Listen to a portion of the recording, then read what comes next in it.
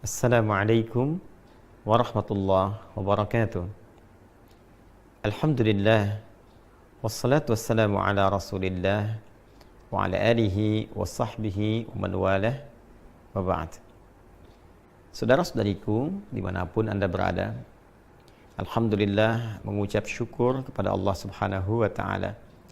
Kita semua insan beriman khususnya telah menyempurnakan rangkaian ibadah selama bulan Ramadan tahun 1443 Hijrah khususnya, bahkan telah menunaikan pula salat Idul Fitri dan berbahagia di hari raya yang tentunya akan mengumpulkan banyak memori baik di masa kini pun demikian untuk masa yang akan datang. Lebih dari itu, ada sesuatu yang sangat istimewa masih di rangkaian bulan Syawal.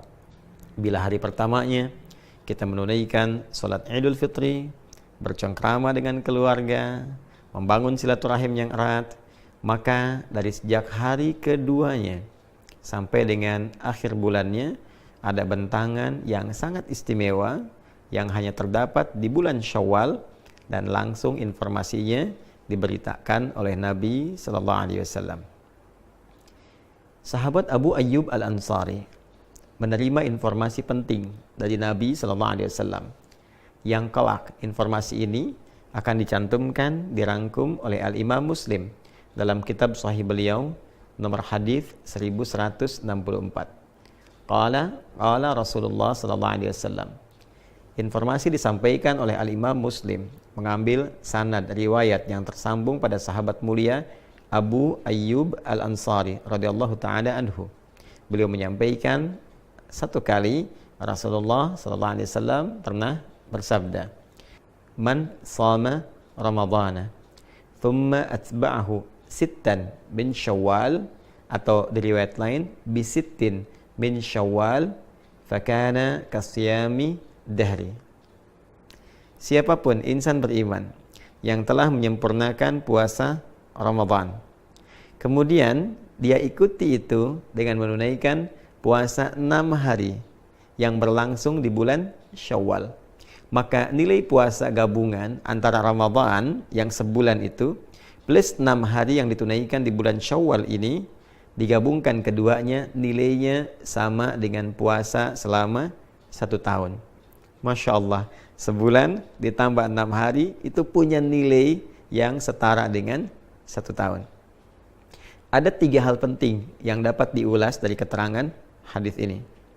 Yang pertama, Nabi Muhammad SAW memberikan apresiasi yang tinggi kepada setiap insan beriman yang telah menyempurnakan puasa Ramadan dengan memberikan satu tambahan 6 hari puasa lagi, yang dengan 6 hari ini nilai keseluruhannya menjadi puasa yang setara dengan 1 tahun penuh.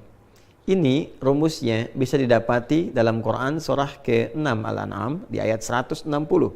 Ketika Allah Subhanahu wa taala memberikan keutamaan khusus, keistimewaan spesial untuk Rasulullah sallallahu alaihi wasallam yang diperintahkan untuk diviralkan kepada umatnya, bahwa man jaa bil hasanati falahu asyru amsalihha. Siapapun insan beriman yang mengerjakan satu perbuatan baik bernilai ibadah, maka di sisi Allah tertuliskan nilainya 10 kebaikan.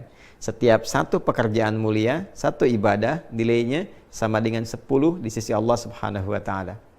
Jadi, kalau ada yang menunaikan puasa Ramadan sempurna selama sebulan, maka dikalikan 10, singkatnya senilai dengan 10 bulan. Bila kemudian 1 bulan 30 hari dikali 10 sama dengan 300, dan 6 hari dikalikan 10 sama dengan 60, 300 tambah 60 menjadi 360 hari. Bukankah ini akumulasi jumlah kurang lebih selama 1 tahun? Maka nilai fantastis ini diberikan oleh Allah Subhanahu wa taala sebagai hadiah untuk umat Nabi Muhammad sallallahu alaihi wasallam melalui kemuliaan Rasulnya. Puasa 1 bulan Ramadan plus 6 hari Syawal nilainya sama dengan 1 tahun penuh. Yang kedua, ini yang paling penting juga untuk dipahami, bahwa teknis penunaian puasa Syawal ini diungkapkan dengan kalimat thumma atba'ahu sittan. Kemudian diikuti menggunakan diksi kata thumma, lalu menggunakan kata atba'a. Ini memberikan kesan kepada kita bentuk umum dengan dua pemaknaan. Bisa berurutan, bisa juga berselang. Karena kata thumma itu memberikan kesan jeda yang bisa berurutan secara langsung atau diselingi oleh satu kondisi, kegiatan atau peristiwa yang lain tapi tetap diikutkan dalam frame yang sama. Artinya penunaian ibadah siam sunnah di bulan Syawal ini selama 6 hari itu bisa dilakukan dengan dua cara. Bisa berurutan, berangkai bersamaan, hari kedua, ketiga, keempat, kelima, keenam, ketujuh di bulan Syawal. Jadi sejak dimulai dari hari kedua boleh puasa. Kalau ingin langsung berurutan, ketiga, keempat, kelima, keenam, dan hari ketujuh, 6 hari. Jadi selesai kalau dikerjakan berurutan di hari yang ketujuh di bulan Syawal. Karena hari pertama haram hukumnya berpuasa. Namun jika ada kondisi yang menjadikan tidak memungkinkan dilakukan secara berurutan, maka boleh. Misal diselang dulu selama 1 hari, 2 hari, atau berdasar kondisi tertentu. Boleh jadi hari kedua masih ada pertemuan keluarga. Masih banyak hidangan-hidangan yang dipersembahkan. Kadang kunjungan ada makanannya. Maka sunnah yang terbaik adalah tidak berpuasa. Karena sedang suasana bahagia, kemudian dijamu, dan sunnahnya kita membatalkan makan bersama. Itu yang didahulukan. Nanti ada jeda-jeda berikutnya yang boleh jadi kegiatannya lebih longgar, lapang, tidak ada jamuan-jamuan tertentu, maka bisa dilakukan. Boleh, silahkan. Hari pertama misalnya kita tidak berpuasa. Hari kedua kita mulai berpuasa. Hari ketiga jeda misalnya, keempat jeda, kelima berpuasa. Yang penting ada bentangan waktu sebulan untuk ditempuh guna menyempurnakan 6 hari puasa Syawal ini.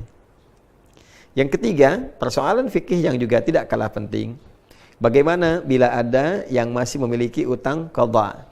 Biasanya kasus ini melekat kepada muslimah yang datang haidnya dalam masa Ramadan itu misalnya, yang kemudian menjadikan puasa Ramadannya mendapatkan kesempatan qadha seperti dipesankan di Quran surah kedua Al-Baqarah ayat 184 itu.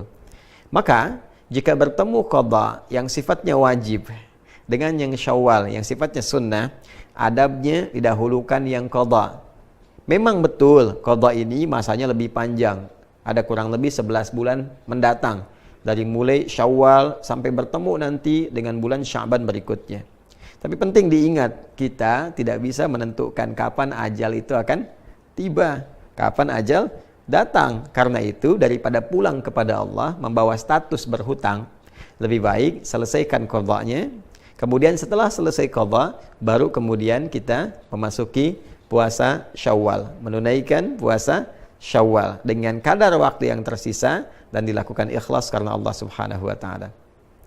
Bagaimana Ustadz kalau saya mengqadha dan tidak mendapati lagi sisa waktunya untuk Syawal? Maka tanamkan keinginan kuat untuk melakukannya.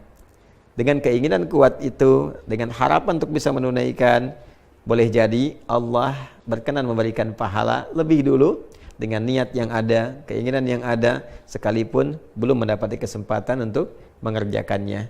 Ingat, kemuliaan dilihat oleh Allah Subhanahu wa taala pada kebeningan niat dan keadaan hatinya. La yu'akhidhukumullahu billagwi fi aymanikum walakin yu'akhidhukum bima kasabat qulubukum.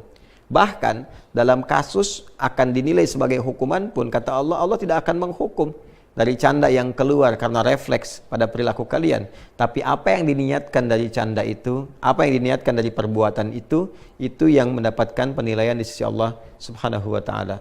Boleh jadi walaupun tidak mendapati kesempatannya, tapi karena ada keinginan kuat, niat, harapan, dan ingin mengikuti tuntunan syariat, itu yang mendapatkan penilaian di sisi Allah Subhanahu wa taala.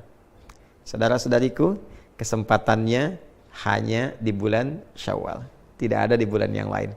Karena itu, mari kita optimis, memaksimalkan niat di dalam hati kita, mengondisikan ikhtiar kita. Semoga Ramadan yang telah tuntas ditunaikan bisa juga diikuti dengan kesempurnaan penunaian puasa 6 hari di bulan Syawal. Assalamualaikum warahmatullahi wabarakatuh.